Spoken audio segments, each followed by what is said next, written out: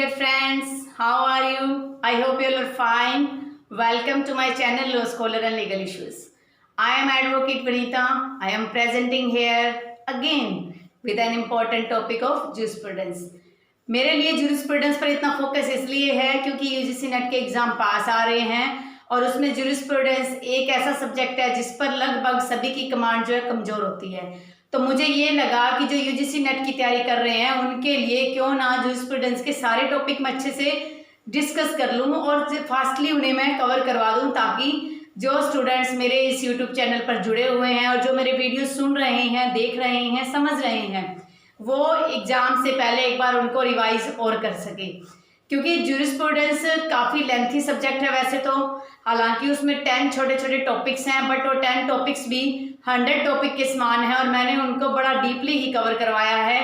पहले मेरा जो टॉपिक होता था वो मैं 3 या 4 लेक्चर में एक टॉपिक को कवर करती थी, लेकिन अब क्या है, अब मुझे ये लग रहा है कि क्यों ना फास्टली कवर करवाया जाए। इसलिए आज का जो मेरा लेक्चर था नेचुरल लॉ का जो स्कूल ऑफ जूरिस्प्रूडेंस था, natural law school of jurisprudence, उसमें क्या है मैंने एक लेंथी जो लेक्चर बना दिया और उसका हाफ पार्ट अभी रिमेनिंग रहता है।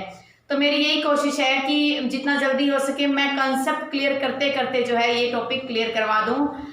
जो मैंने टॉपिक डाला था, कल डाला था जो natural law school of jurisprudence का, और कल शाम को ही जैसे मैंने कॉन्स्टिट्यूशन का एक लेंथी लेक्चर डाला। क्योंकि लेंथी लेक्चर से क्या है कि आप अगर कंसेप्ट क्लियर करना चाह रहे हो तो आपके कंसेप्ट अच्छे से क्लियर हो सकते हैं। अगर मैं छोटे छोटे 10-10 मिनट की वीडियो डालती रहूँगी तो उसमें क्या है, मुझे उसको अपलोड करने में, मुझे उसका थंबनेल बनाने में मुझे एक्स्ट्रा मेहनत लगता है, एक्स्ट्रा हार्डवर्क लगता है, जिसकी वजह से टाइम ज़्यादा कंज्यूम हो पाता है। तो इसलिए मुझे लगा कि एग्जाम पास आ रहे हैं तो क्यों ना यूजीसी नेट के एस्पायरेंट्स के लिए कुछ अच्छे से कुछ तैयार किए जाए। और जो नेचुरल स्कूल ऑफ जूरिस्प्रूडेंस का जो लेक्चर है वो आप सभी का काफ़ी प्यार उस पर मिला, काफ़ी एस्पायरेंट्स ने उसे देखा, 50 के करीब जो है व्यूअर्स थे उसके, जो मेरे लिए बहुत मायने रखते हैं। स्टार्टिंग में जब मैंने लेक्चर स्टार्ट किया, यूट्यूब पर अपने वीडियोज अपलोड किए, तो मुझे मुश्किल से 10 या 15 व्यूअर्स ही मिलते थे, लेकिन अब मुझे जो है 50 के करीब व्यूअर्स मिल रहे हैं। आप सभी का उसके लिए बहुत बहुत धन्यवाद, क्योंकि आप सभी ने ही मेरे को इस आगे बढ़ने में आपने मेरी मदद की है। चलो आज का लेक्चर हम स्टार्ट करते हैं। सबसे पहले हम जो natural law school of jurisprudence को थोड़ा सा लास्ट लेक्चर रिवाइज कर लेते हैं। लास्ट लेक्चर में हमने natural law school of jurisprudence को डिस्कस किया था। Natural law school of jurisprudence जो है उसे डिवाइन लॉ भी बोला जाता है, उसे एटर्नल लॉ भी बोला जाता है, उसे लॉ मेड बाय गॉड भी बोला जाता है। तो सबसे पहले जो ये थ्योरी जो है वो डेवलप हुई थी ग्रीस के अंदर, ये हमने डिस्कस किया था अच्छे से। जो सोफिस्ट लोग हैं, सोफिस्ट मतलब जो ग्रीक्स के जो रहने वाले लोग हैं, वो ये विश्वास करते थे कि सारा का सारा जो लॉ है वो एक सिस्टम के तहत बना है, एक क्रम के तहत बना है, और नेचुरल स्कूल ऑफ लॉ को जो है वो यूनिवर्सल माना गया है और एटर्नल माना गया है कि वो अमर है। और ये जो लॉ है वो आदमी के द्वारा बनाया गया और हर एक व्यक्ति के अंदर ये लॉ जो है वो पाया गया है। प्राकृतिक तौर पर हर एक आदमी के अंदर लॉ जो है ऑटोमेटिक जन्म के साथ ही उत्पन्न हो जाता है। फिर इसमें जो मेन आइडिया था वो ये था कि जो मॉरलिटी है, किसी भी इंसान की जो नैतिकता है, वही किसी मनुष्य के लॉ को डिसाइड करती है। मनुष्य के अंदर क्या नैतिक सिस्टम है, क्या उसका मॉरल सिस्टम है, वही डिसाइड करेगा कि वह लॉ का कैसे फॉलोअर बन सकता है। नेचुरल लॉ की जो थ्योरीज है उसको 4 भागों में बांटा गया था: एंशिएंट, मिडेवियल, रेनेसेंस पीरियड और मॉडर्न पीरियड। एंशिएंट पीरियड के जो हमने देखे थे कि कौन कौन से फिलोसोफर थे। हेराक्लिटस थे, जो ये कहते थे कि जो रीज़न है, किसी भी काम के पीछे एक कारण होता है और उस कारण के बाद ही किसी लॉ का निर्माण किया जा सकता है। उसके बाद सोक्रात से ये बात कही थी कि जो इंसान के अंदर की जो इंसाइट्स होती है, उसके सोचने की क्षमता होती है, उसकी जो अंतर्दृष्टि होती है, वही अंतर्दृष्टि जो बेसिक तौर पर लॉ को जज करती है। लॉ का जज का मतलब है कि लॉ को परखती है कि लॉ किस प्रकार का होना चाहिए। कि जब भी कोई लॉ बनता है उसका ओबे तो हम हमारी अंतर्दृष्टि से ही करते हैं। तो इसलिए कोई भी लॉ है वो हमारे मनुष्य की जो इंसाइट है, उसकी अंतरात्मा के अंदर जो आवाज़ आती है, उसी के ऊपर ही आधारित होता है। ये सुकरात ने कहा था। प्लेटो जो सुकरात के डिसिपल थे, फॉलोवर थे, उन्होंने ये बात कही थी कि कोई भी लॉ है वो किसी राजा के द्वारा बनाया जाता है और वो राजा ऐसा होना चाहिए कि वो इंटेलिजेंट हो, वो बुद्धिमान होना चाहिए, उसमें क्षमता होनी चाहिए किसी भी प्रकार के फैसले लेने की, कि जिनकी बात जो है अपने उन बुद्धिमान और दिमाग के बुद्धि और दिमाग के साथ वह अपने जो पेशेंट है उसकी जो खुद की इच्छाएं हैं, कुछ का जो बैलेंस है उसको वो बना सके। और अपने रिपब्लिक का मतलब जो राज्य होता है किसी राजा का जो राज्य है उसके अंदर प्लेटो ने ये बात कही कि जो लेबर फोर्स है, जो काम करने की लोगों को जो रोज़गार मिलता है वो एक निश्चित क्रम में होना चाहिए और हर एक मनुष्य को उसकी कैपेसिटी के अनुसार ही कोई लेबर मिलना चाहिए। प्लेटो के अनुसार जो किसी भी स्टेट का जो लॉ होता है वो उसी देश के, उसी स्टेट के, उसी राज्य के लोगों के व्यवहार पर, लोगों के एक परछाई के तौर पर होता है कि लोग किस प्रकार से सोचते हैं, उसी सोच के हिसाब से एक लॉ बनाया जाता है। अरिस्टोटल ने ये बात कही थी, जो अरस्तु है, हिंदी में अरस्तु बोलते हैं, उन्होंने ये बात कही थी कि सबसे पहले तो लॉ जो है वो गॉड ने बनाया है और सेकंड चीज़ उसके पीछे एक अमरतब एटर्नल यानी कि कभी ना ख़त्म होने वाली एक इच्छा होती है। फिर अरिस्टोटल ने ये बात भी कही कि कोई भी लॉ जो है जब उसमें जस्टिस दिया जाता है, किसी को न्याय दिया जाता है, तो वो किसी न किसी कारण के थ्रू से प्रोवाइड किया जाता है। फिर स्टोइक्स जो थे रोम में थे, और ग्रीस की जो राजधानी है, और ग्रीस का एक बहुत बड़ा शहर है रोम, और वहाँ पर जो है ये बात कही गई थी, रोम के जो लोग हैं उनको, उनमें एक स्टोइक्स नाम के एक जूरिस्ट थे, फिलोसोफर थे, उन्होंने ये बात कही कि जो नेचुरल लॉ है वो पूरी तरह से एक संकुचित विचारधारा है। किसी भी लिविंग लॉ, जीवित कानून के संरक्षण के लिए ही जो है नेचुरल लॉ को बनाया गया है। मिडेवियल पीरियड में फिर एक्विंस आ गए। थॉमस एक्विंस ने सबसे पहले जो है अच्छी चीज़ के बारे में कुछ बात कही। उन्होंने ये बात कही कि कोई भी लॉ है वो किसी भी इंसान के लिए, किसी भी कानून व्यवस्था को अच्छे ढंग से लागू करवाने के लिए होता है। उन्होंने 4 स्टेज में लॉ को बांटा। पहली लॉ ऑफ गॉड की जो एक्सटर्नल व्यू है, जो हम बाहरी तौर पर सोचते हैं कि लॉ जो है वो गॉड का बनाया हुआ है। फिर नेचुरल की हम ये भी समझते हैं कि जब कोई भी एक्टिविटी होती है हमारी लाइफ में, हम कहते हैं इसके पीछे कोई ना कोई कारण अवश्य रहा होगा, तो रीज़न हो गया। फिर उन्होंने इसे डिवाइन लॉ भी बोला है कि ये एक जो है देवीय कानून है, और फिर इसको जो है ह्यूमन लॉ भी बोला है, और ह्यूमन लॉ को उन्होंने पॉजिटिव लॉ माना है, सकारात्मक कानून की व्याख्या दी है। जो नेचुरल लॉ होता है वो किसी प्रकार से पॉजिटिव लॉ के ऊपर बेस्ड होता है। पॉजिटिव का मतलब जिसमें राइट और ड्यूटीज़ को रिलेट होती है। अगर एक व्यक्ति का राइट होता है तो दूसरे व्यक्ति की ड्यूटी होती है, ऐसे लॉ को पॉजिटिव लॉ बोला जाता है। जो एक्विंस की थ्योरी थी उसमें ये बात कही गई कि लॉ जो है उसे इलास्टिक होना चाहिए। इलास्टिक का मतलब है उसे बार बार से हम चेंज कर सकते हैं। उन्होंने ये माना कि कोई भी राज्य जो है उससे ऊपर जो है चर्च होती है। चर्च का मतलब भगवान होता है, चर्च में रहने वाले लोग होते हैं, वही सबसे बड़ी अथॉरिटी हैं। उन्होंने ये बात कही कि जो सामाजिक और राजनीतिक जो एक संस्था है उसको चलाने के लिए एक सामाजिक जो है व्यवस्था होनी चाहिए, और वो व्यवस्था जो है किसी व्यक्ति के ऊपर जो है चर्च के द्वारा ही लाई जाती है। कैथोलिक के जो मॉडर्न जूरिस्ट है, कैथोलिक चर्च को ही बोलते हैं, वहाँ के जो मॉडर्न जूरिस्ट है उन्होंने एक्विंस की थ्योरी को थोड़ा सा चेंज किया, और उन्होंने ये माना कि हालांकि चर्च सबसे बड़ा है लेकिन फिर भी कोई ऐसी सर्कमस्टेंसेज हो जाती है तो उस टाइम में जो स्टेट का लॉ है वो बड़ा माना जाएगा। यानी कि कई बार जो हमने देखा होता है कि चर्च के जो पादरी वगैरह हैं वो कोई ना कोई ऐसा क्रिमिनल एक्टिविटी कर देते हैं, तो उसके अंदर ये माना गया कि जो स्टेट है उस टाइम उसकी जो जवाबदेही ज़्यादा बन जाती है चर्च के ऊपर। फिर रेनेसेंस पीरियड, पुनर्जागरण का जो समय था उसके अंदर भी काफ़ी चेंजेस हुए। लोगों की जो सोच है, लोगों की जो ज्ञान है, और नए नए विचार निकल के आए। इस समय नई नई ज्ञान की शाखाएं निकल के आई, और साइंस को भी एक लेवल पर जो है लॉ से जोड़ा जाने लगा। दूसरी चीज़, इस टाइम में रेनेसेंस पीरियड में जो कॉमर्स है, जो रुपए का लेन देन वगैरह है, वो सारा कुछ जो है वो भी कानून के साथ जोड़ा जाने लगा। और ये सारे के सारे जो फैक्टर हैं, सारे के सारे जो तथ्य हैं, वो किसी चर्च के अंदर जो है इसको सपोर्ट करते थे। और उसके बाद इसमें ये बात भी मानी गई जो चर्च है वो डोमिनेंस होते हैं, यानी कि चर्च का ही सबसे ज़्यादा राज होता है। और ये बात भी कही गई कि सभी थ्योरी का जो एक स्रोत है वो क्या कारण है, किसी कारण के बिना कोई काम नहीं हो सकता। तो इन्होंने ये बात कही कि नेचुरल लॉ की जो थ्योरीज हैं वो अपनी कुछ विशेषताएं लेकर आया है, और जो सामाजिक एक कॉन्टेक्ट है वो किसी भी मनुष्य की सोसाइटी के ऊपर, किसी के समाज के ऊपर ही आधारित होता है। यानी कि कोई भी लॉ है वो किसी समाज से परे नहीं हो सकता, लॉ जो है समाज के ऊपर ही आधारित होता है। जो सोशल कॉन्ट्रैक्ट है, सोशल कॉन्ट्रैक्ट का मतलब है जो हम लेन देन करते हैं समाज में, हमारा आपस में एक लेन देन का जो सिस्टम बना होता है वो सोशल कॉन्ट्रैक्ट की कैटेगरी में आता है। तो उसको भी सोशल कॉन्ट्रैक्ट को भी इन फिलोसोफर्स ने थोड़ा महत्व दिया था। इस समय के 4 मेन फिलोसोफर्स थे, ह्यूगो ग्रोटस और थॉमस हॉब्स, जॉन लॉक और रूसो। जो जॉन लॉक है उनका जो अनुसरण किया था मॉन्टेस्क्यू ने, जो मैंने आपको बताया था हिस्टोरिकल स्कूल ऑफ जूरिस्प्रूडेंस में मॉन्टेस्क्यू है। तो किसी न किसी हद तक जॉन लॉक का जब वो अनुसरण करते हैं तो नेचुरल लॉ के अंदर भी मॉन्टेस्क्यू का नाम लिया जाता है। इसी तरीके से जब हम सोशियोलॉजिकल स्कूल ऑफ जूरिस्प्रूडेंस करेंगे उसमें भी मॉन्टेस्क्यू का अहम रोल है। तो मॉन्टेस्क्यू जो है 3 अलग अलग स्कूल्स के प्रोपोनेंट्स माने गए, एक्सपोनेंट्स माने गए, और इन तीनों के फेवर में ही वो थे।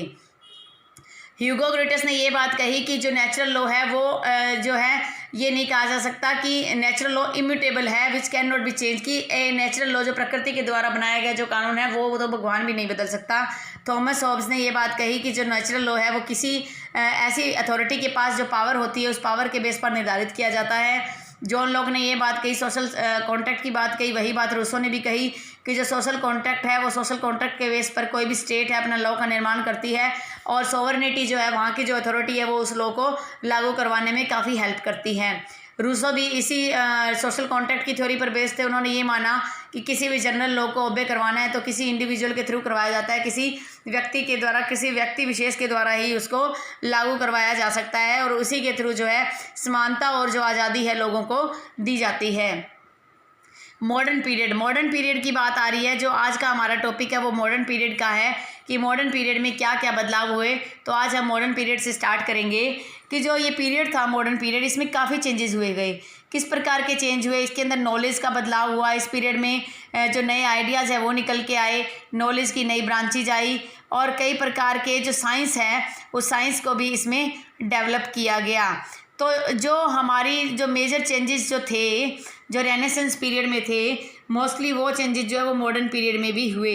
सेकेंडली इस टाइम के जो डेवलपमेंट जो थे, कॉमर्स भी इसके अंदर था, और जो सारे के सारे जो फैक्टर्स थे, डोमिनेंस ऑफ चर्च के रिगार्डिंग जो फैक्टर्स थे वो फैक्टर्स भी इसमें शामिल थे।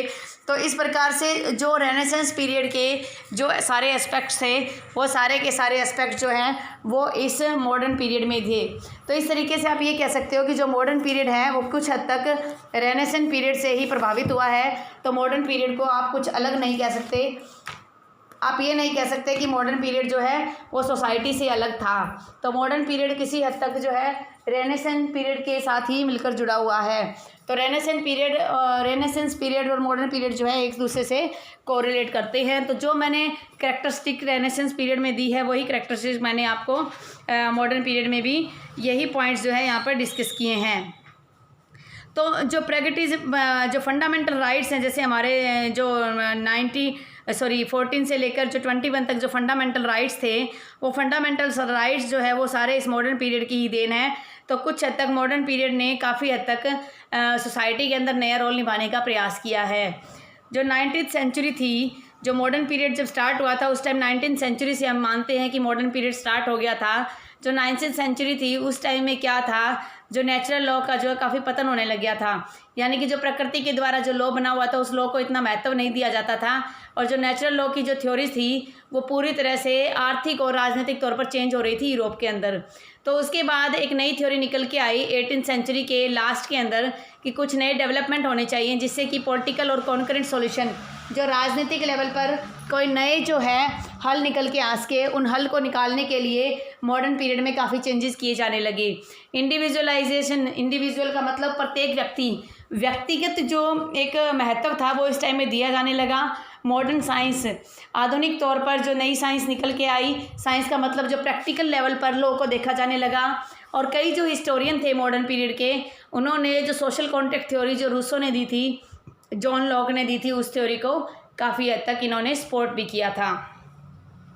20th सेंचुरी के अंदर क्या हुआ, नेचुरल लॉ को जो है कई रीजन से इस थ्योरी को क्या करने लगा, बदलाव लाने लगा। 20th सेंचुरी में काफ़ी कुछ बदलाव आए। क्या बदलाव आए कि जो पॉजिटिव लॉ है उसके इम्पोर्टेंस को एग्जैगरेटेड कर दिया गया, बहुत ज़्यादा बढ़ा चढ़ाकर मान लिया गया। ये माना गया जो पॉजिटिव लॉ है वो बहुत ज़्यादा बड़ा चढ़ा हुआ है। कहने का मतलब जब किसी व्यक्ति के राइट का आप वर्णन करते हो तो उसके साथ उसकी ड्यूटी भी जुड़ी होती है। तो वही चीज़ इसमें डिस्कस की गई और इस बात को रियलाइज़ किया गया, इस बात को महसूस किया गया कि जो ये थिंकिंग है लोगों की, ये पूरी तरह से फ्यूटाइल है। फ्यूटाइल का मतलब एक बंजर हो चुकी है कि उस टाइम लोगों की जो सोच थी वो नाम मात्र की थी। लोग ऐसी सोच रखते थे कि जिसका कोई महत्व ही नहीं निकलता था। जो पॉजिटिविस्ट थ्योरीज थे उस टाइम में, जो पॉजिटिविज्म की जो थ्योरी थी, यानी कि राइट्स और ड्यूटी की जो थ्योरी थी, जो पॉजिटिव लॉ की जो थ्योरी थी, वो पूरी तरह से सोसाइटी में प्रॉब्लम को संभालने के लिए बदलाव आने लगा। इस टाइम में फासिज्म जो था, उन्होंने नेचुरल लॉ में काफ़ी रिवाइवल किया, और जो दोनों वर्ल्ड वार हुए थे वो वर्ल्ड वार इस चीज़ को विटनेस कर रहे हैं। इस चीज़ को सभी ने देखा था कि कितनी ज़्यादा लेवल पर लोगों की ह्यूमन लाइफ्स, लोगों के जीवन को तबाह किया गया। और जो प्रॉपर्टी थी, लोगों की जो प्रॉपर्टी थी और लोगों के जो प्रिंसिपल थे नेचुरल लॉ के, जो ये मानते थे ना कि भगवान का बनाया हुआ कानून है, हर एक व्यक्ति की हमें कदर करनी चाहिए, हर व्यक्ति की इज्जत करनी चाहिए, किसी व्यक्ति को मारना नहीं चाहिए, जीव हत्या नहीं करनी चाहिए, यानी कि वो सारा का सारा सिस्टम जो है नेचुरल लॉ की जो थ्योरीज थी यूरोप और जो अदर कंट्रीज़ में, वो सारा का सारा जब दोनों वर्ल्ड वार हुए थे, उन दोनों टाइम में जो इतनी जान माल की हानि हुई, इतने लोगों की हत्या हुई, तो उस टाइम सभी ने ये देख लिया कि नेचुरल लॉ का कोई महत्व नहीं है, कोई नेचुरल लॉ को नहीं मानता। और उस टाइम में नेचुरल लॉ की जो थ्योरी है वो कुछ हद तक गिरने लगी, और लास्ट में नेचुरल लॉ का प्रिंसिपल ही सामने आया, जिससे कि लोगों में एक भावना उठी कि क्यों ना कुछ शांति का माहौल रखा जाए, कि युद्ध तो हो गया है लेकिन अभी भी कुछ शांति रखनी चाहिए। तो शांति के ऊपर सभी ने फोकस किया, और यहीं से नेचुरल लॉ का जो थोड़ा रिवाइवल है वो और ज़्यादा हुआ, यानी कि बढ़ के लगा। जो रिवाइवल का मतलब जो ये जो नेचुरल लॉ थ्योरी है वो काफ़ी बड़ी। और इसके मेन जो दो फिलोसोफर्स इसके माने जाते हैं मॉडर्न थ्योरिस्ट में, लॉन लुवियस फुलर, एल फुलर इसे बोल सकते हो, और सेकंड वैसे इसे फुलर के नाम से ही जाना जाता है। वो एक अमेरिकन लीगल फिलोसोफर थे।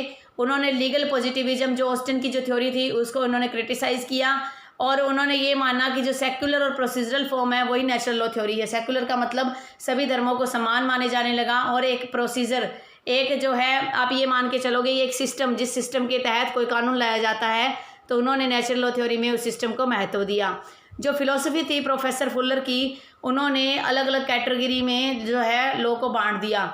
उन्होंने जो ट्रेडिशन थे एनालिटिकल स्कूल के और लीगल रियलिज्म के, जो रियलिस्ट स्कूल आगे आएगा, उस स्कूल के अंदर जो थ्योरीज थी उस थ्योरी को इन्होंने डिसअवॉर्ड कर दिया। डिसअवॉर्ड का मतलब है अस्वीकार कर दिया, और उन्होंने ये माना कि जो क्लासिकल और न्यू क्लासिकल थ्योरी है नेचुरल लॉ की, वही मायने रखती है। क्लासिकल का मतलब जब स्टार्टिंग में जब धर्मों का उदय हुआ, जब धर्म ग्रंथ बने, उस टाइम से लेकर धीरे धीरे जब उसका आगे डेवलपमेंट होने लगा, तो उस थ्योरीज को क्लासिकल और न्यू क्लासिकल थ्योरी बोला गया। उसको जो है फुलर ने एक्सेप्ट किया।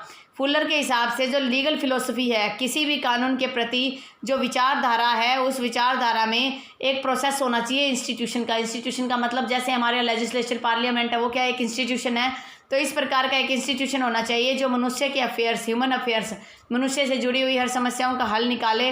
लीगल स्कॉलर्स जो है सारे मिलकर उस चीज़ को इकट्ठा ऑब्जर्व करें, और वहीं से लॉ का निर्माण होना चाहिए। तो फुलर वो ऐसे व्यक्ति थे जो ये मानते थे कि एक इंस्टीट्यूशन होना चाहिए जिसके थ्रू जो लीगल स्कॉलर है, जो कानून के ज्ञाता हैं, वो सारे मिलकर किसी लॉ का निर्माण कर सकें।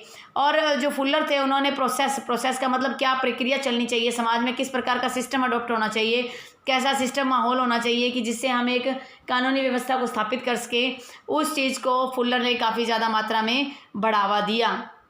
This interest in process and procedure has its final synthesis in the presentation of 8 desiderata that the postulated as the minimum necessity condition। वही चीज़ कह रहा है कि जो मिनिमम नेसेसिटी, किसी भी व्यक्ति के मिनिमम सबसे कम जो आवश्यकता है उसकी पूर्ति के लिए कानून को बनाया जाना चाहिए।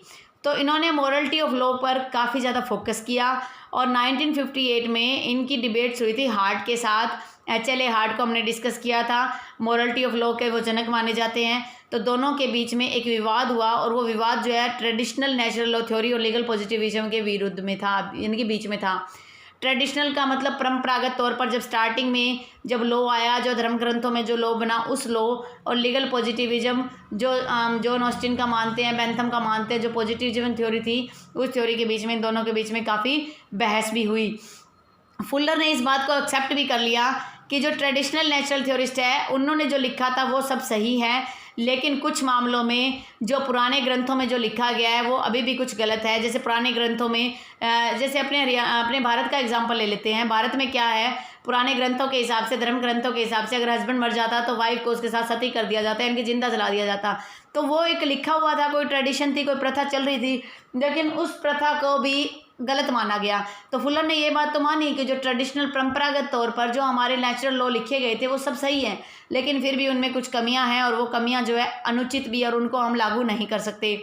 फुलर ने इस बात से भी मना कर दिया कि जो मुख्य एक दावा है लीगल पॉजिटिविज्म का, लीगल पॉजिटिविज्म का मतलब है जो लॉ और मॉरलिटी एक दूसरे से जुड़े हुए हैं, उस दावे को भी फुलर ने मना कर दिया। क्योंकि कई बार क्या होता है, जो मॉरलिटी होती है ना वो कानून के साथ नहीं जुड़ सकती। जैसे मान लो एक आदमी है, वो 2 से ज़्यादा शादियां कर सकता था, तो वो क्या है, मॉरलिटी तो मॉरल लेवल पे देखा जाए तो वो उचित नहीं है, लेकिन उसके खिलाफ कोई कानून भी नहीं बना हुआ था।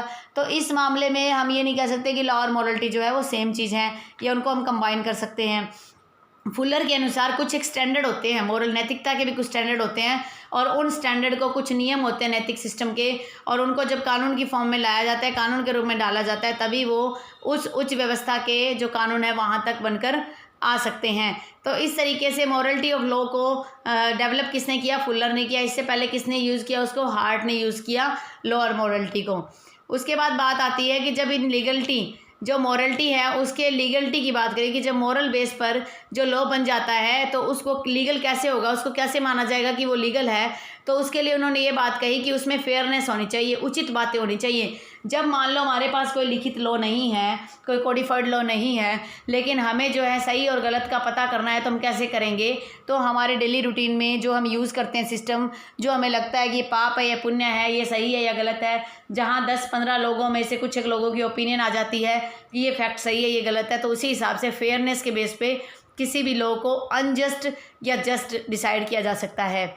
फुलर के अनुसार उन्होंने ये तर्क दिया कि जो पॉजिटिव फीचर है लॉ का पॉजिटिव फीचर क्या कहता है कि अगर मेरे कुछ राइट्स हैं तो मेरी कुछ ड्यूटीज़ भी है दूसरे के प्रति।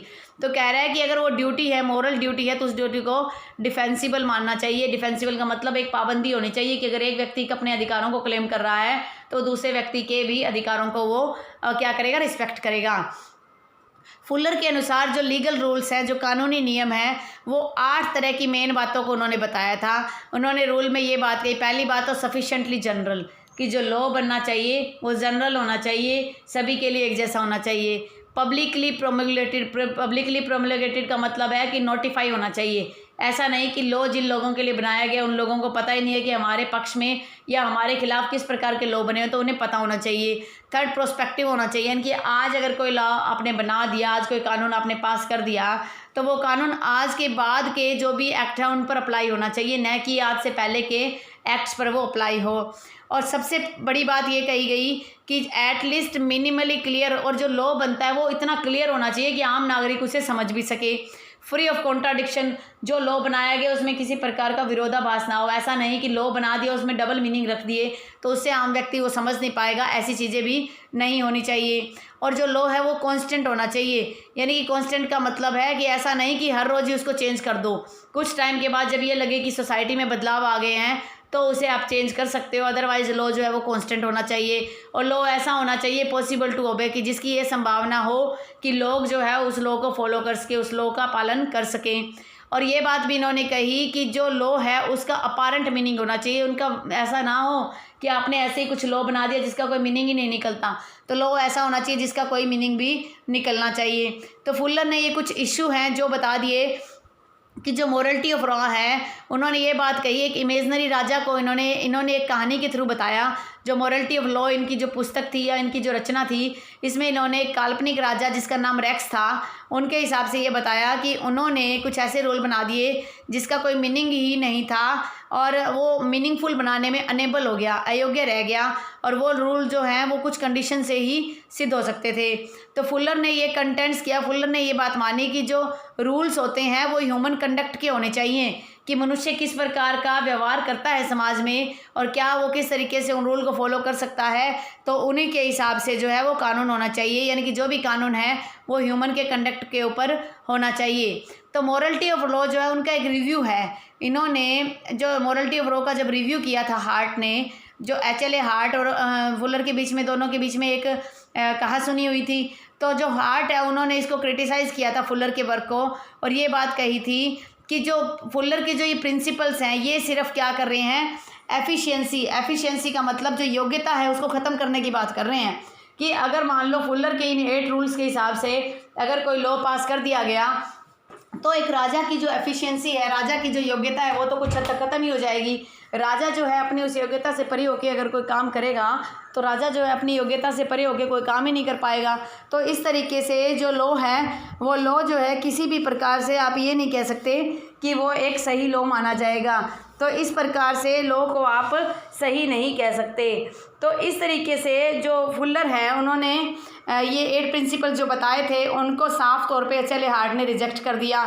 दूसरे कई आलोचक थे उन्होंने भी इनकी आलोचना की कि ये कोई ज़रूरी नहीं है कि मनुष्य का जो व्यवहार होगा उसी तरीके से ही लॉ को लागू किया जाए।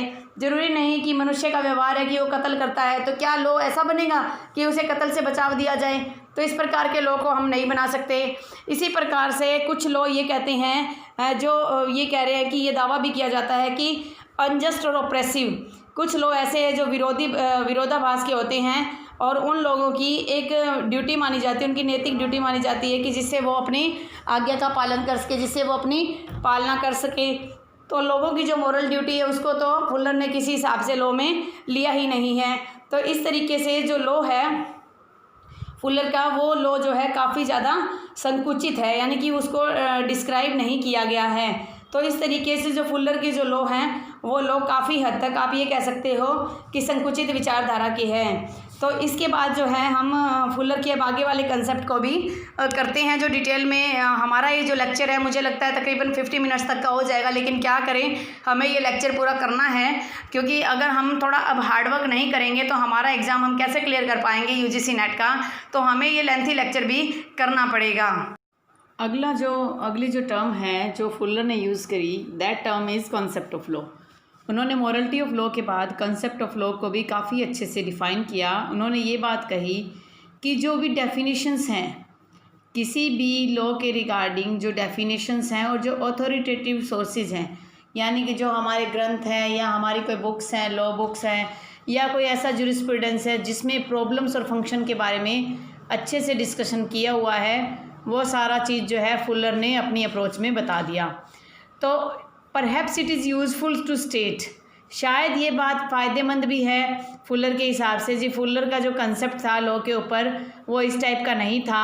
हालांकि जो फुलर का कंसेप्ट है वो प्रेडिक्टिव है, अनुमानित है। फुलर का जो कंसेप्ट है वो एक अनुमान लगा रहा है, इम्पेरेटिव है और ये भी कह रहा है कि जो भी कंसेप्ट ऑफ लॉ है उसे अच्छे से लागू होना चाहिए, हायरार्किक होना चाहिए। हायरार्की मतलब है कि एक के बाद दूसरी पीढ़ी दर पीढ़ी जो एक स्टेप चल रहा है, जो लॉ को फॉलो किया जा रहा है, उसी कंसेप्ट ऑफ लॉ का वर्णन फुलर करते हैं। It rejects coercion. कोर्जन का मतलब है किसी के दबाव में, किसी की धमकी से अगर कोई काम किया जाता है, कोई लागू किया जाता है किसी लॉ को, उस लॉ को धमकी के द्वारा किए जाने से ये खिलाफ है। तो फुलर उस चीज़ के पक्ष में नहीं है। फुलर ने ये बात कही कि जो भी लॉ होता है वो फॉर्मलिस्टिक और सेंटर अप्रोच होना चाहिए। फॉर्मलिस्टिक का मतलब फॉर्मल होना चाहिए, लोगों तक उसकी एक समझ पहुंचनी चाहिए फॉर्मल तरीके से।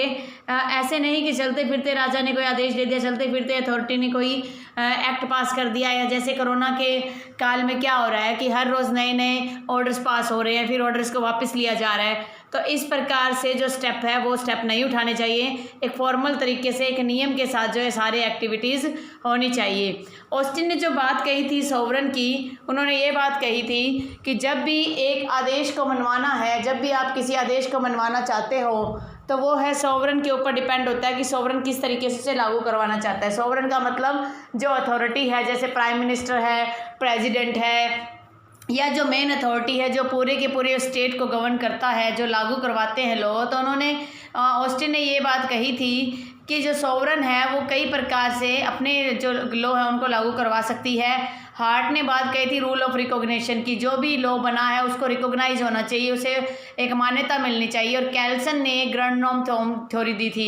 ग्रैंड नॉर्म का मतलब कि जो भी लॉ होता है वो कुछ नॉर्म्स पर निर्धारित होता है, कुछ उसके नियम होते हैं, कुछ कानून होते हैं, कोई रूल्स होते हैं, रेगुलेशंस होते हैं, उन्हीं के बेस पर जो है ग्रैंड नॉर्म जो रूल था वो कैल्सन का था। ये सारी चीज़ें जो हैं कहीं ना कहीं कंसेप्ट ऑफ लॉ में ये सारी चीज़ें फुलर ने डिस्कस की है। फिर उसका थर्ड जो अप्रोच है फुलर की, ये rejection of traditional natural law theory. Traditional का मतलब परंपरागत, जो स्टार्टिंग से जो एक नेचुरल लॉ चल रहा था, हम लोग जिस लॉ को मान रहे थे, जो कानून हम हमेशा से फॉलो करते आ रहे थे, उस कानून के ये जो फुलर है बिल्कुल अगेंस्ट थे। उन्होंने ये बात कही कि जो नेचुरल लॉ है, नेचुरल जस्टिस है या जो नेचुरल राइट है, वो सारे के सारे किसी न किसी कारण से होते हैं।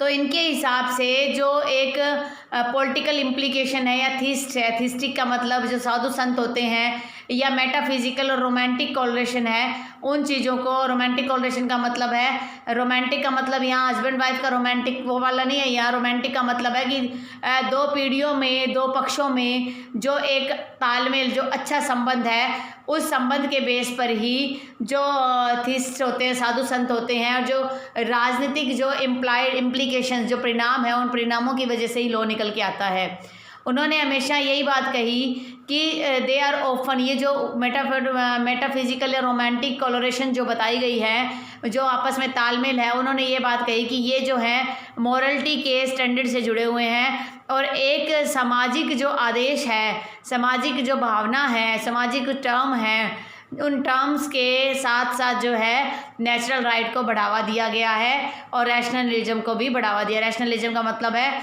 इंडिविजुअल लेवल पर, व्यक्तिगत तौर पर। रैशनलिज्म का मतलब पूरे सार्वभौमिक तौर पर, यूनिवर्सल तौर पर लॉ को लागू किया गया एक सामाजिक ऑर्डर के तहत। तो उन्होंने जो ट्रेडिशनल नेचुरल लॉ थ्योरी है उसको पूरी तरह रिजेक्ट कर दिया। उनका मानना था कि जैसे जैसे माहौल बदलता है, जैसे जैसे सर्कमस्टेंसेज होते हैं, जैसे हालात होंगे, उसी हालात के हिसाब से लॉ को जो है तैयार होना चाहिए। ऐसा नहीं कि अब जैसे हालात बने हुए हमारे देश में कि हमारे देश की जीडीपी डाउन हो चुकी है, उसके बाद भी अगर हम अभी भी कोई ऐसा इफेक्टिव कदम उठा लेते हैं, इफेक्टिव स्टेप जो है गवर्नमेंट के द्वारा उठा लिया जाता है, सॉवरेन के द्वारा उठा लिया जाता है, तो वो क्या करता है, एक नए राइट का उत्थान करेंगे।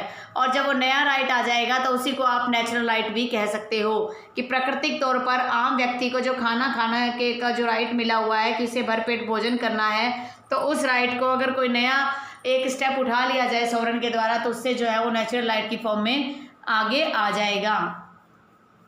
फिर इन्होंने बात करी फुलर ने प्रोसीजरल और सब्सटेंटिव नेचुरल लॉ की, कि फुलर ने ये बात कही कि जो नेचुरल लॉ होता है वो इंटरनली तौर पर, आंतरिक तौर पर, और प्रोसीजरली कि आंतरिक तौर पर, जब अंदरूनी तौर पर हम देखें तो एक तो वहाँ पर कोई प्रोसीजर होना चाहिए, कोई सिस्टम फॉलो होना चाहिए, और एक्सटर्नली अगर देखें, एक्सटर्नली का मतलब बाहरी तौर पर देखें तो कुछ सब्सटेंटिवली होना चाहिए। सब्सटेंटिवली का मतलब है कुछ पनिशमेंट का प्रोविजन होना चाहिए। उन्होंने ये बात कही कि जो भी नेचुरल लॉ है वो दो प्रकार से होना चाहिए। इंटरनली तो प्रोसीजरल होना चाहिए, उसका कोई प्रोसीजर हो कि ये नियम, ये रूल जो है लागू करके हम ये एक्ट करेंगे या कोई पनिशमेंट्स देंगे, और बाहरी तौर पर वो सब्सटेंटिव दिखना चाहिए। सब्सटेंटिव का मतलब है उसके साथ कुछ राइट्स और लायबिलिटी ही अराइज होनी चाहिए। तो जो उन्होंने ये बात कही, ही drives the standards for evolution from the law itself and not from independent source. कहता है कि जो लॉ है वो एक स्टैंडर्ड को एवोल्यूट करके लागू होना चाहिए। कोई लॉ हम बना रहे हैं, पहले उसके ड्रॉबैक्स भी देखेंगे, हम उसके बेनिफिट्स भी देखेंगे, उसके नुकसान भी देखेंगे, हम प्रॉन्स और कॉन्स देखते हैं, फ़ायदा और नुकसान देखते हैं किसी चीज़ का। तो कहता है कि जब भी कोई लॉ आप लागू करते हो उससे पहले उसका एवोल्यूशन होना चाहिए। एवोल्यूशन का मतलब उसके जो प्रॉन्स हैं, उसके जो बेनिफिट्स हैं, और जो कॉन्स है, उसकी जो कमियां हैं, वो सारी की सारी आनी चाहिए। उसके बाद ही ये जो कमियां हैं ये यूनिवर्सल लेवल पर होना चाहिए। ऐसा नहीं कि कोई एक जो आप इंस्टीट्यूशन कह लो, या कोई एक पर्टिकुलर व्यक्ति कह लो, या कोई पर्टिकुलर फॉर्म कह लो, सिर्फ एक उसी के ही एवोल्यूशन से काम नहीं चलेगा। इस एवोल्यूशन को जो है यूनिवर्सल लेवल पर करना होगा। उसके बाद एक कमेंटेटर के तौर पे उन्होंने ये बात भी कही कि जब दो चीज़ों के बीच में, जैसे लॉ और मोरलिटी के बीच में जब किसी प्रकार का विवाद होता है, जैसे नेचुरल लॉयर्स है, लॉयर्स का मतलब है कि जो पैरवी करते हैं, और जो लीगल पॉजिटिविस्ट है, यानी कि जो जूरिस्ट है, जब उन दोनों के बीच में किसी प्रकार का अगर विवाद होता है तो वो विवाद जो है लॉ और मोरलिटी के रिलेशन को अफेक्ट करता है। जो हमारा कानून नैतिकता पर बना हुआ है, उस नैतिकता के कानून को वो प्रभावित भी करता है। तो इस प्रकार से प्रोसीजरल और सब्सटेंटिव नेचुरल लॉ के बीच में फुलर ने एक डिफरेंस क्रिएट किया। इंटरनल और एक्सटर्नल मोरलिटी के लिए भी फुलर ने जो है एक वहाँ पर आप कह सकते हो कि उनको डिफरेंस में बांट दिया, तो यानी कि एक डिफ्रेंशिएट कर दिया। इसके बाद जो इम्पोर्टेंट जो इन दोनों के बीच में डिफरेंस था वो था कि जो मॉरलिटी ऑफ लॉ है वो इंटरनल लेवल पर होना चाहिए। ये हर जब आप मॉरलिटी ऑफ लॉ लागू करवाना चाह रहे हो तो हर एक व्यक्ति के आंतरिक तौर पर उस लॉ की अप्लीकेबिलिटी होनी चाहिए। ऐसा नहीं कि वो लॉ जो है कुछ ही लेवल पर तो लागू हो रहा है और उसके बाद उसको आप लागू नहीं करवा रहे हो, तो आंतरिक तौर पर भी उसका भेद फुलर ने यहाँ पर एक्सेप्ट किया और डिस्क्राइब किया। उनकी जो विचारधारा थी वो ये बात बताती थी कि जो नेचुरल लॉ है वो अडेप्टिव होना चाहिए। अडेप्टिव का मतलब जब आपने लॉ लागू कर दिया तो वो हर एक व्यक्ति तक उसकी पहुंच में आना चाहिए। ऐसा ना हो कि अमीरों को तो न्याय मिल जाए और गरीब जो है उसी अन्याय की चक्की में पिसते रहें। तो कुछ भी अगर सिस्टम बिगड़ रहा है, यानी कि सिस्टमैटिक वे से अगर कोई डेवलपमेंट भी नहीं हो रहा है, तो फिर भी फुलर ने जो है मॉरलिटी ऑफ लॉ को जो है प्रोसीजरल का प्रक्रियात्मक तौर पर, यानी कि क्या प्रोसीजर फॉलो किया जाएगा उसके बारे में जो पुरानी डॉक्ट्राइन है, पुराना जो एक नियम चल रहा है उसको फॉलो किया है। हालांकि जो प्रोसीजरल होता है वो सब्सटेंटिव आइडिया से काफ़ी अच्छा होता है। सब्सटेंटिव में पनिशमेंट्स होती हैं, हमारी राइट और लाइबिलिटीज़ होती है। उन राइट और लाइबिलिटीज़ को प्रोसीजर लॉ के द्वारा जो है आप क्या कर सकते हो, ज़्यादा महत्व दे सकते हो। तो इसी प्रकार से कोई भी नेचुरल लॉ है वो या तो माइल्ड होना चाहिए, माइल्ड का मतलब है कि सौम्य होना चाहिए, मॉडेस्ट होना चाहिए, हर एक प्रकार के हालात में उसे बदला जा सके, ऐसा लॉ होना चाहिए। तो ये जो मैं आपको कंसेप्ट करवा रही हूँ, मैंने जो लिखा है थ्योरी तो दे रखी है इंग्लिश में और मैं उसका हिंदी में आपको एक्सप्लेनेशन करके बता रही हूँ। थ्योरी मैंने इसलिए इंग्लिश में दी है कि अगर कोई इंग्लिश मीडियम का बच्चा है और उसे ये लग रहा है कि इंग्लिश में मुझे जो है लेक्चर नहीं मिल रहे हैं अच्छे से, तो वो है इन थ्योरी को समझकर और अपने कंसेप्ट क्लियर कर सकता है। या कोई एलएलएम का एग्ज़ाम दे रहा है, एलएलबी का जूरिस्प्रूडेंस का एग्ज़ाम दे रहा है, तो ये नोट्स भी उसके वहाँ पर हेल्पफुल होंगे। इससे बाहर आपको एग्ज़ाम में कुछ भी लिखने की ज़रूरत नहीं है। मोस्टली जो स्टूडेंट्स हैं इंडिया के अंदर, ये जो मेरा चैनल का जो पर्पज़ है वो इंडिया के स्टूडेंट्स के लिए, एस्पायरेंट्स के लिए मैंने बनाया है। तो मोस्टली एरिया में हिंदी को समझा जाता है, सुना जाता है और इसीलिए मैं अपना लेक्चर भी हिंदी में देती हूँ। मुझे भी उससे ज़्यादा कंफर्टेबल भी होता है कि मैं अपनी जो मदर टंग है हिंदी के अंदर उसको अच्छे से एक्सप्लेन कर पा रही हूँ। तो इस तरीके से अगर किसी को किसी प्रकार का प्रॉब्लम फेस हो रहा है तो वो इन इंग्लिश के जो नोट्स हैं, ये जो नोट्स मैंने प्रोवाइड कर रखे हैं, इनको समझकर वो अपने कंसेप्ट क्लियर कर सकता है। उसके बाद बात आती है रुडोल्फ स्टेबलर। रुडोल्फ स्टेबलर भी जो है वो natural law school of jurisprudence के एक ज्यूरिस्ट हैं, वो जर्मन फिलोसोफर हैं। उन्होंने भी कंसेप्ट ऑफ लॉ को जो है जस्टिस से कंपैरिजन किया है कि जब जस्टिस देने की बात आती है तो जो लॉ का कंसेप्ट है वो एक आदर्शवादी होना चाहिए, यानी कि उसके कुछ नियम कायदे कानून होने चाहिए।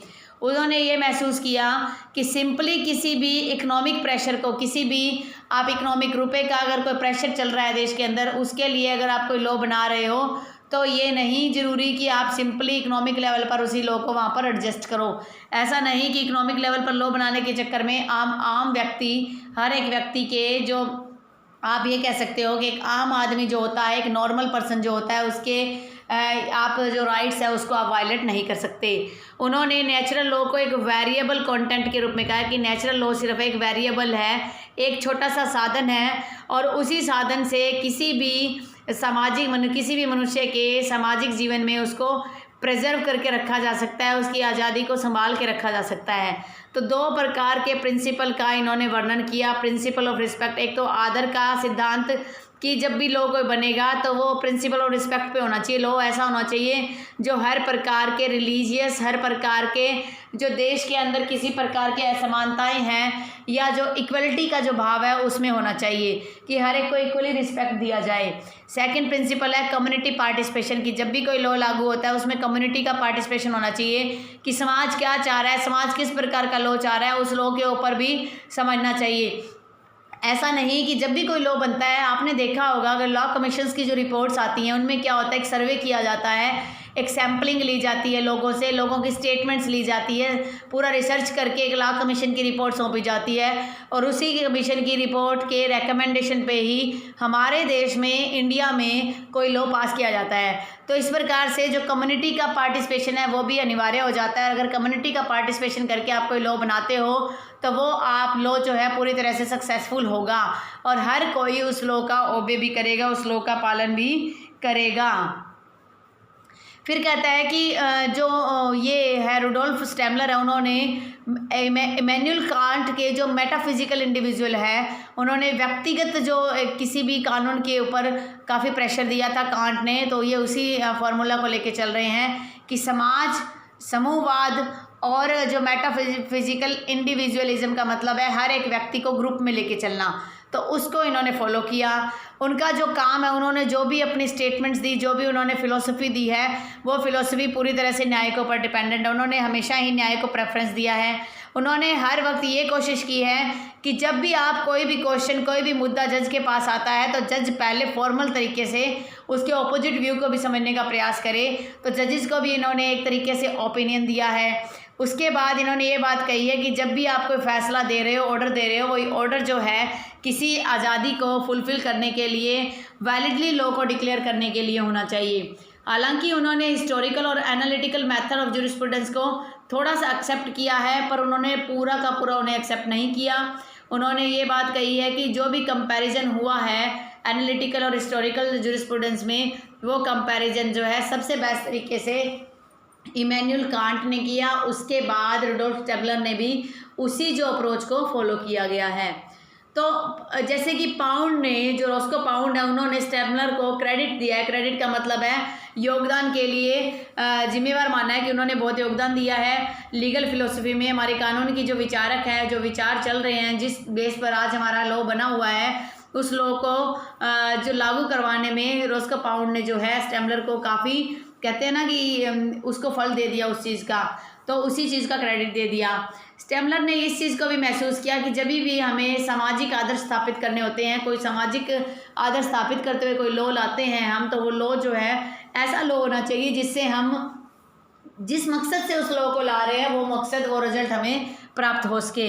उन्होंने बार बार ये भी सोचा कि जब हम समाज में एक हारमनी का मतलब है जो समाज में जब हम समन्वयता मनाना चाहते हैं, समाज को एकजुट करना चाहते हैं, समाज में तालमेल बिठाना चाहते हैं, तो उस पर्पज़ के लिए भी लॉ को टाइम टू टाइम चेंज होना पड़ेगा।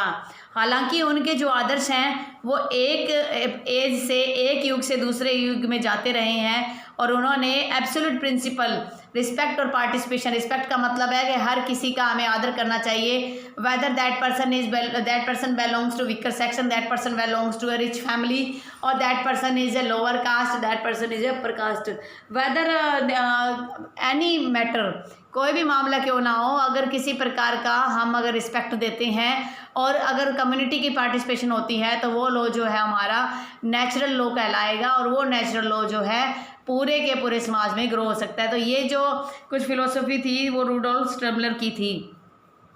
अब हम देखते हैं कि नेचुरल लॉ को हम इंडियन पर्सपेक्टिव में कैसे लेके चलेंगे। सबसे पहले चीज़ फंडामेंटल राइट। फंडामेंटल राइट का जो कंसेप्ट है कहाँ से अडॉप्ट किया गया है? यूएसए से अडॉप्ट किया गया है। और फंडामेंटल राइट में कि हर एक व्यक्ति के जो नेचुरल राइट्स हैं, नेचुरल का मतलब जो ह्यूमन राइट्स हैं, जो बाय बर्थ से मिली है, जन्म के साथ ही जिसको जो राइट मिल जाते हैं, उन राइट्स की बात की गई है। जो फंडामेंटल राइट्स है वो नेचुरल लॉ को ही शो कर रहा है। जो डायरेक्टिव प्रिंसिपल है हमारे कॉन्स्टिट्यूशन में वो भी नेचुरल राइट को ही शो कर रहे हैं। और उसमें जो आर्टिकल 39A है जो ये कहता है कि हर एक व्यक्ति को इक्वल जस्टिस मिलना चाहिए और फ्री लीगल एड, यानी कि चाहे कोई भी व्यक्ति क्यों ना हो, चाहे वो अमीर हो चाहे गरीब हो, उस हर एक व्यक्ति को इक्वल जस्टिस, एक जैसा न्याय मिलना चाहिए। और उसे फ्री में, अगर वो वकील हायर नहीं कर सकता तो वकील हायर करने के लिए उसे जो है फ्री लीगल एड प्रोवाइड होनी चाहिए। इसका बेयर लैंग्वेज भी देख लेते हैं, हमारे कॉन्स्टिट्यूशन में काम आता है ये। द स्टेट शैल सिक्योर, कि स्टेट की ड्यूटी है कि वो सिक्योर करे, सुरक्षा प्रदान करे, जस्टिस और इक्वल अपॉर्चुनिटी, हर प्रकार की उपलब्धि दे, और वो फ्री लीगल एड प्रोवाइड करवाए हर एक व्यक्ति को जो ये लीगल एड नहीं ले सकता, और उसे अपॉर्चुनिटीज़ दे, उपलब्धियां दे कि वो अपने जजमेंट को, अपने जस्टिस को वो ले सके। और अगर उसको वंचित किया जाता है और इकोनॉमिक और अदर डिजेबिलिटी से, तो उस मामले में स्टेट जो है वो ड्यूटी बाउंड हो जाती है एक तरीके से। हालांकि डायरेक्टिव प्रिंसिपल जो है जस्टिफिएबल नहीं है, इनको आप कोर्ट में एनफोर्स तो नहीं करवा सकते, लेकिन इसमें स्टेट की एक ड्यूटी बना दी गई। उसके बाद आर्टिकल 43A जो है वो बाद में अमेंडमेंट के थ्रू ऐड किया गया। इसमें ये कहा गया कि जब भी कोई इंडस्ट्री होती है और उसमें वर्कर्स जब काम करते हैं तो उस इंडस्ट्री में उन वर्कर्स को इक्वल पार्टिसिपेशन मिलनी चाहिए। ऐसा नहीं कि इंडस्ट्री के जो ओनर है वो अपनी मनमानी तरीके से कोई भी जजमेंट पास कर दे, कोई भी वर्कर्स के अगेंस्ट फैसला ले ले, तो ऐसा कुछ नहीं होना चाहिए। यही बात जो है नेचुरल लॉ कहता है कि किसी के साथ भेदभाव ना हो। जैसे रुडोल्फ स्टेमलर ने कहा कि इक्वल रिस्पेक्ट मिलनी चाहिए और पार्टिसिपेशन ऑफ कम्युनिटी होना चाहिए। तो ये कम्युनिटी पार्टिसिपेशन का एक एग्जाम्पल है जो नेचुरल लॉ की थ्योरी से निकल के आया है। आर्टिकल 43 ये कहता है कि participation of workers in management of industries the state shall take steps. State जो है कुछ स्टेप्स लेगी बाय सुटेबल लेजिस्लेशन की वो कानून बनाएगी या दूसरे तरीके से जैसे उसको ठीक लगे। Secure the participation of worker की वो जो कर्मचारी हैं उनके भागीदारी को सुरक्षित रखे और जो भी एस्टेब्लिशमेंट है, जो भी इंडस्ट्री है, उनको जो है ऑर्गेनाइजेशन एक संस्था में उनको शामिल करने का प्रयास करें। यानी कि जैसे अलग अलग यूनियंस बनती हैं, उन्हीं यूनियंस का ये हिसाब है कि ये जी यूनियंस बनेंगी तो उनमें क्या है जो मैनेजमेंट होगा और मैनेजमेंट और यूनियन जो है मिलकर ही कोई एक्शन लेंगे, कोई स्टेप उठाएंगे। तो उसी बात को हमारे इंडियन पर्सपेक्टिव में नेचुरल लॉ को अडॉप्ट किया गया है। फिर जो बेसिक स्ट्रक्चर प्रिंसिपल आया है हमारे इंडियन कॉन्स्टिट्यूशन में, जो केशवानंद भारती के केस से आया, वो प्रिंसिपल भी तो यही बात कहता है कि जो बेसिक फीचर है हमारे कॉन्स्टिट्यूशन के, वो बेसिक फीचर किस चीज़ पर डिपेंड करते हैं। वो बेसिक फीचर जो है नेचुरल लॉ थ्योरी से ही तो निकल के आए हैं। वो बेसिक फीचर ये कहता है कि कॉन्स्टिट्यूशन सबसे ऊपर है। तो ये तो एक नेचुरल लॉ में ही कहा गया है कि जो नेचुरल लॉ में माना जाता है कि जो लॉ है वो गॉड के द्वारा बनाया गया है और जो गॉड के धर्म ग्रंथ हैं, जो गॉड के जो ग्रंथ बने हुए हैं, उन ग्रंथों में ही उन्हें जो है सुप्रीम माना गया है। तो यही चीज़ कॉन्स्टिट्यूशन के बारे में है। जो डेमोक्रेटिक और रिपब्लिक फॉर्म ऑफ गवर्नमेंट की बात है कि हर एक व्यक्ति को वोट डालने का अधिकार है, वो भी बेसिक स्ट्रक्चर का फॉर्मूला जो नेचुरल थ्योरी में लेके आए हैं। जो इक्वल रिस्पेक्ट की बात हो रहा है, इक्वलिटी की बात हो रहा है, तो हर किसी को समानता का अधिकार है, वो इसमें दिया हुआ है। सेक्युलर करैक्टर है कॉन्स्टिट्यूशन का। जैसे इन सभी थ्योरिस्ट को हमने पढ़ा तो उसमें यही बात कही है कि जो राजा है, राजा को इंटेलिजेंट होना चाहिए और अपनी इच्छाओं पर काबू करने वाला होना चाहिए, जिससे कि वो हर एक व्यक्ति को जो है बराबर समझे, whether that belongs to any caste और रिलीजन। फिर है फेडरल करैक्टर। फेडरल करैक्टर का मतलब जब हमारे इंडिया में सेंटर और स्टेट का एक कंसेप्ट है। जब भी स्टेट को कोई प्रॉब्लम आई, कोई फाइनेंशियल प्रॉब्लम है, कोई अदर प्रॉब्लम है, तो it is the duty of the central government to provide safeguards, कि उनके लिए सेफ गार्ड प्रोवाइड करे। बट क्या है, कोरोना के काल में जब स्टेट्स को फंड्स की रिक्वायरमेंट रही और उन्होंने स्टेट से डिमांड किया, सेंटर से डिमांड किया, हालांकि हमारे मौजूदा टाइम में फेडरल स्ट्रक्चर तो है, बट क्या कोरोना काल में वो फेडरल स्ट्रक्चर प्रॉपरली फॉलो हो रहा है? वो फेडरल स्ट्रक्चर जो है वो प्रॉपरली फॉलो नहीं हो रहा, क्योंकि सेंट्रल गवर्नमेंट ने साफ तौर पे कह दिया कि जो कोरोना का इशू वो एक्ट ऑफ गॉड है, तो उसमें सेंटर किसी प्रकार की हेल्प नहीं कर सकता। वो एक अलग एग्जाम्पल है। लेकिन जब फेडरल करैक्टर की हम बात करते हैं तो नेचुरल लॉ की थ्योरी से ये निकल के आया है। Separation of power, judiciary, executive और लेजिस्लेचर, तीनों की पावर्स अलग अलग है, तीनों एक दूसरे से इंटरफेयर नहीं करते, तीनों एक दूसरे से कोरिलेटिव नहीं होते। लेकिन क्या है, अब तो सब कुछ गोलमाल हो रहा है हमारे देश में कि जुडिशरी का भी कोई पता नहीं। जुडिशरी जो है गवर्नमेंट के इशारे पे चल रही है और गवर्नमेंट जो है वो जुडिशरी के हिसाब से चल रही है। यूनिटी और सॉवरेनिटी की, पूरे देश में जो लोग हैं वो एकता के साथ रहेंगे, सॉवरेनिटी के साथ रहेंगे, कि वो सभी जो हैं देश की सुप्रीम अथॉरिटी के पक्ष में रहेंगे। इंडिविजुअल फ्रीडम, हर एक व्यक्ति की स्वतंत्रता, ये भी क्या है हमारे आर्टिकल 19 से 22 तक दिया हुआ है। उसमें इंडिविजुअल जो फ्रीडम की बात होती रहती है। तो फ्रीडम क्या है, आर्टिकल 21 में वाइड एक्सपेंशन दिया हुआ है फ्रीडम के रिगार्डिंग। तो इस मामले में आप कह सकते हो कि नेचुरल लॉ की थ्योरी से ही निकल के आया है। फिर जो मिनर्वा मिल्स केस है उसमें जो है अमेंडमेंट कर दिया गया। ये भी तो नेचुरल लॉ की थ्योरी है कि अगर मान लो किसी ने एक बार कोई गलत एक्ट पास भी कर दिया और अगर उसमें कुछ चेंजेस आ गया तो हमारी हमारी जो प्रकृति है वो यही तो चीज़ कहती है कि समय के साथ कुछ बदलाव होना चाहिए। तो अमेंडमेंट्स भी वहीं से निकल के आया। फिर जो नेचुरल जस्टिस का फार्मूला है, जो नेचुरल जस्टिस के बारे में मेनका गांधी के केस में ये बात कही गई है कि कोर्ट जो है जस्ट, फेयर और रीजनेबल ट्रीटमेंट रखेगी और अनरीजनेबलनेस और आर्बिट्रेरीनेस के जो फ्री होगा बिल्कुल। तो ये बात कही गई है कि किसी के साथ जो है गलत व्यवहार नहीं होगा, सभी को इक्वल जो है पार्टिसिपेशन होगा, कोई भी किसी प्रकार का अनरीजनेबल जजमेंट्स नहीं आएंगे और आर्बिट्रेरीनेस नहीं होगी। मेनका गांधी के केस में क्या हुआ था कि जो पासपोर्ट अथॉरिटी है उसके अगेंस्ट जो केस फाइल किया था मेनका गांधी ने कि उसका एक राइट बन रहा है पासपोर्ट बनाने का, उसका जो वायलेशन हो रहा है, इसलिए जो है ये। उसके बाद तो आर्टिकल 21 की इंटरप्रिटेशन की आप ये मान के चलो कि गंगा नदी सी बह गई थी। फिर इस नेचुरल जस्टिस के साथ साथ जो ओडी ऑल्ट्रम पार्ट्रम का जो प्रिंसिपल है, opportunity to be heard is universal recognise, कि हर एक व्यक्ति को अपने पक्ष रखने का अधिकार है, उस चीज़ को नेचुरल जस्टिस को भी मेनका गांधी के केस में काफ़ी बड़े लेवल पर डिस्कस किया गया है। एडमिनिस्ट्रेटिव ट्रिब्यूनल जो है, फैमिली कोर्ट्स है, कंज्यूमर कोर्ट्स है, जो अलग अलग मैटर्स का निपटारा करवाती हैं, सभी को इक्वल मौका देती है, तो वो भी क्या है, natural law school of jurisprudence की डिस्कस करता है। तो आज का जो क्लास है हमारी, उसमें मोटा मोटा एक बार और रिवाइज कर लेते हैं, क्योंकि नेक्स्ट जो हमारी क्लास होगी वो सोशियोलॉजिकल स्कूल ऑफ ज्यूरिस्प्रूडेंस भी होगी, तो दोबारा मैं इसको रिवाइज नहीं कराऊंगी। अभी यूजीसी नेट का एग्जाम हो जाए, उसके बाद फिर देखते हैं दोबारा से, अगर इस कंसेप्ट को मुझे करवाना पड़ा तो मैं करवा दूंगी। मॉडर्न पीरियड में वही चीज़ है कि जो चेंजेस हुए थे रेनेसांस पीरियड में वही हैं, 19th सेंचुरी में कुछ बदलाव हुए, पॉलिटिकल चेंजेस हुए, इकोनॉमिक चेंजेस हुए, वो सारे चेंजेस जो है धीरे धीरे बढ़ते चले गए और सोशल कॉन्ट्रैक्ट थ्योरी जो है वो निकल के आई। 20th सेंचुरी में भी सोशल कॉन्ट्रैक्ट थ्योरी को काफ़ी बढ़ावा दिया गया और नेचुरल लॉ जो है उसमें काफ़ी रिवाइवल हुआ, काफ़ी बदलाव हुआ। और ये रिवाइवल जो है कई तरीके से हुआ। एक तो पॉजिटिव लॉ को बढ़ा चढ़ा के रखा गया। पॉजिटिव लॉ का मतलब जब किसी व्यक्ति के राइट्स और ड्यूटीज जो है कोरिलेट करते हैं तो that law is called positive law.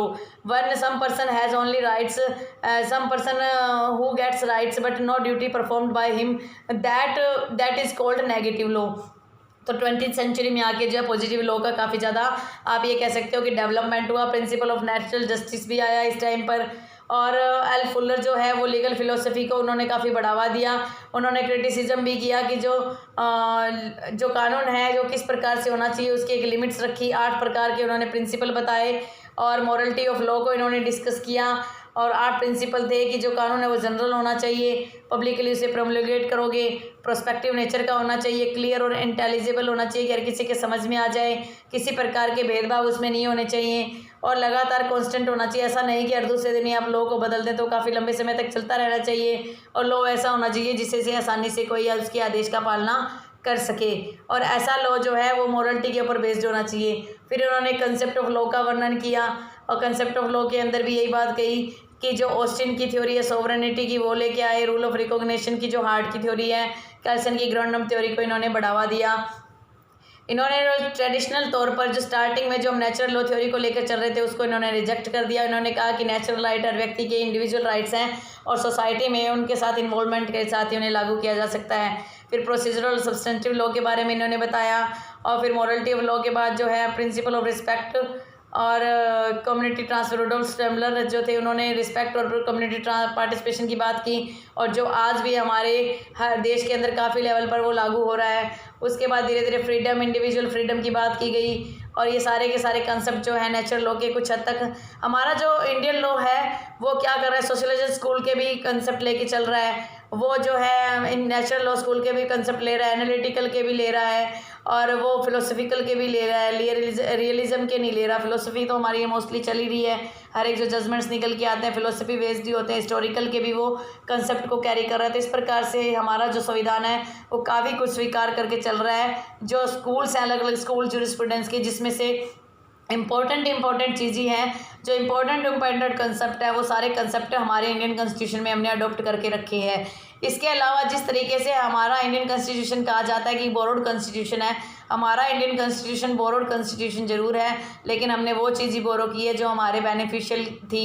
ऐसी कोई चीज़ हमने अडॉप्ट नहीं की जो हमारे लिए किसी प्रकार का नुकसान करे। तो इस प्रकार से natural school of jurisprudence, natural law school of jurisprudence बहुत इंपॉर्टेंट कंसेप्ट है। इसके लिए आप जो मेरा लास्ट वीडियो भी देख सकते हो और ये वीडियो भी देख सकते हो और बार बार आप रिवीजन करते रहिए कि बिना रिवीजन के आपको कभी भी कामयाबी नहीं मिल सकती। Revision is the key to success. तो मेरा आज के लिए आपको सिर्फ इतना ही कहना है।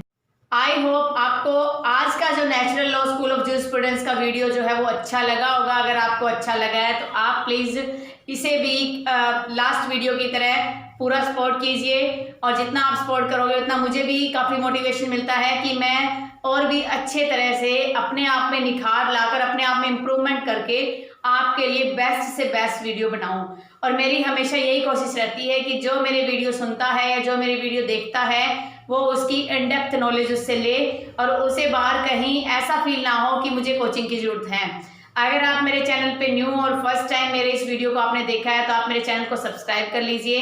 अगर आपको अच्छा लगे तो इसे आप अपने दोस्तों में भी शेयर कर दीजिए।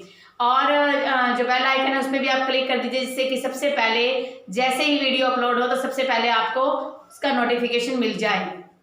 कोरोना का इशू बढ़ता ही जा रहा है, तो प्लीज़ आप अपना ध्यान रखिए। एग्ज़ाम पास में आ रहे हैं, अपना इम्यूनिटी लेवल बढ़ाइए। और वैसे भी बारिश का मौसम बना हुआ है, तो इस मौसम में इम्यूनिटी पावर जो है थोड़ी स्लो हो जाती है, तो उसे आप थोड़ा सा बूस्ट करते रहिए। Stay home, stay safe, stay healthy.